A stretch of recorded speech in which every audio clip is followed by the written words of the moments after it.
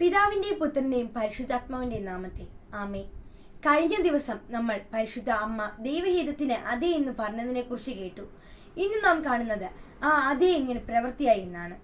ദൈവത്തിന്റെ ദൂതൻ സന്തോഷവാർത്ത അറിയിച്ചതിന് ശേഷം പരിശുദ്ധ അമ്മ മറിയം തന്നെക്കുറിച്ച് മാത്രമായി ചിന്തിച്ചില്ല. ഒരു കുഞ്ഞിനായി കാത്തിരിക്കുന്ന പ്രായമായ തന്റെ ബന്ധുവായ എലിസബത്തിനെ സഹായിക്കാനായി അവൾ വേഗം പോയി. പരിശുദ്ധ അമ്മ മറിയം ഏകദേശം 3 മാസത്തോളം എലിസബത്തിനൊപ്പം താമസിച്ചു. ഇത് നമ്മളെ ഒരു വലിയ പാഠം പഠിപ്പിക്കുന്നു. യഥാർത്ഥ സ്നേഹം വെറും വാക്കുകളിലല്ല, അത് പ്രവൃത്തിയിലാണ്.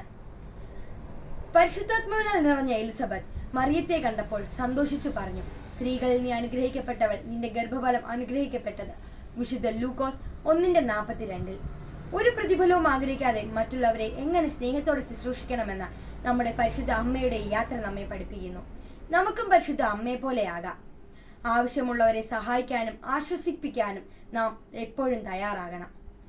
പരിശുദ്ധ അമ്മ മറിയമേ, എപ്പോഴും മറ്റുള്ളവരെ സ്നേഹത്തോടെ സന്തോഷത്തോടും കൂടെ ശുശ്രൂഷിക്കുവാൻ ഞങ്ങളെ സഹായിക്കണമേ.